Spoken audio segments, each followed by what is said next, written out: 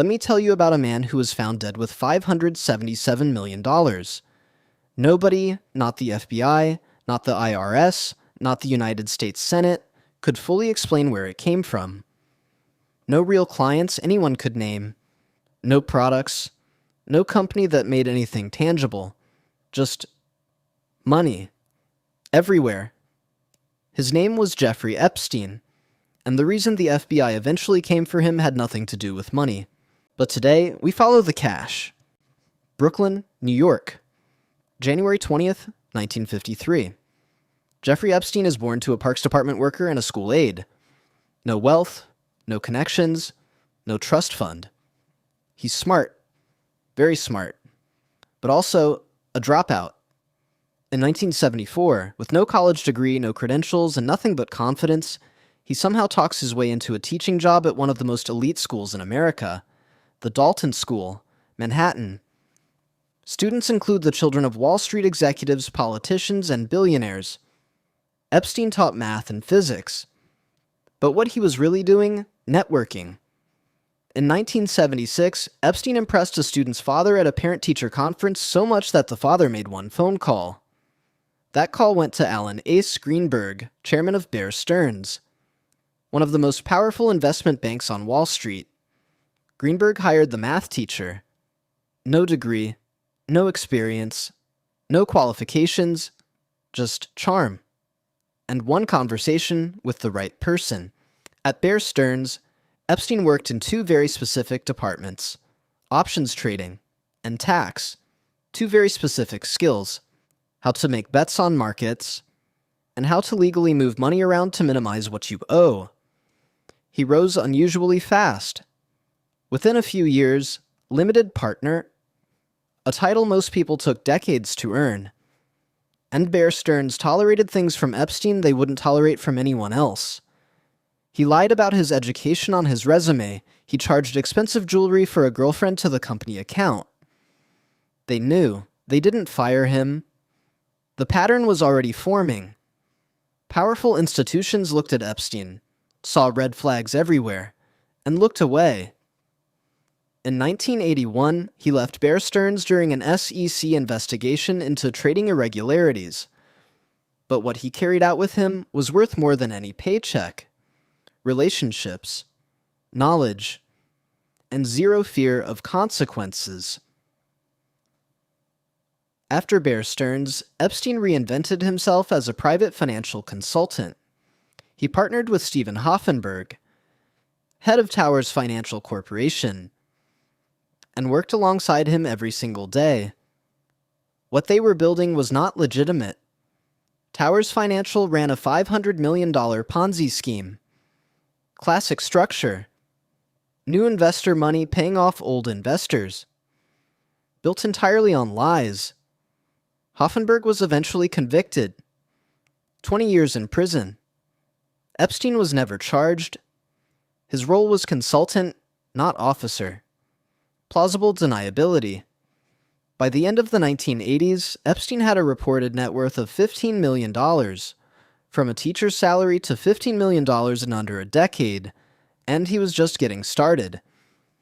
In the late 1980s, Epstein was on a flight to Palm Beach. He sat next to a man named Robert Meister, an insurance executive who happened to be a close friend of Les Wexner.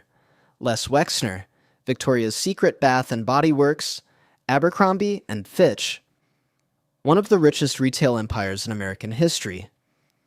Meister introduced Epstein to Wexner, Wexner's own financial advisor. Harold Levin met Epstein once. He said 3 words, "I smell a rat." Wexner fired Levin. In 1991, Les Wexner granted Jeffrey Epstein unlimited power of attorney over his entire fortune. Let me say that again. Unlimited power of attorney. This meant Epstein could hire people on Wexner's behalf, sign tax returns, buy and sell property, move millions of dollars without asking permission. He was the shadow CEO of one of America's biggest retail empires, and he used that power.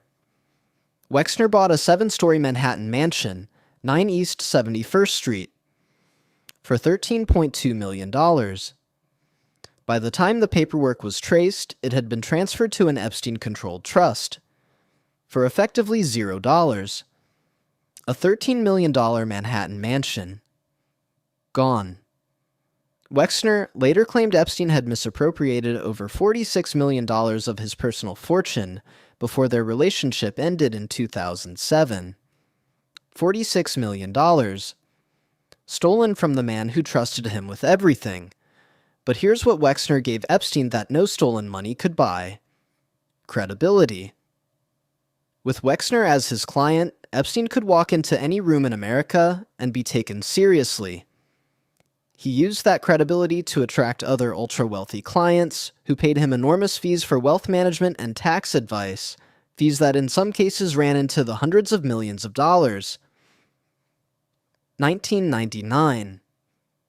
Epstein makes a move. He relocates his primary operations to the U.S. Virgin Islands, a U.S. territory with a special economic development program offering massive tax breaks to businesses that set up there.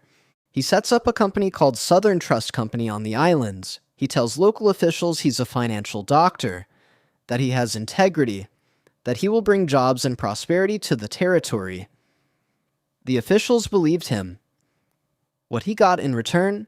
Tax reductions worth over $80 million. On his private island, Little St. James, Epstein built a compound that operated largely outside of normal U.S. legal oversight. Private, remote, protected by water on all sides. His money flowed through Virgin Islands entities, through offshore structures in Bermuda, through private accounts at some of the world's biggest banks. J.P. Morgan Chase processed his transactions for years, while filing internal suspicious activity reports about his account behavior. Goldman Sachs held accounts for him. HSBC's private Swiss banking division held at least 3 of his accounts.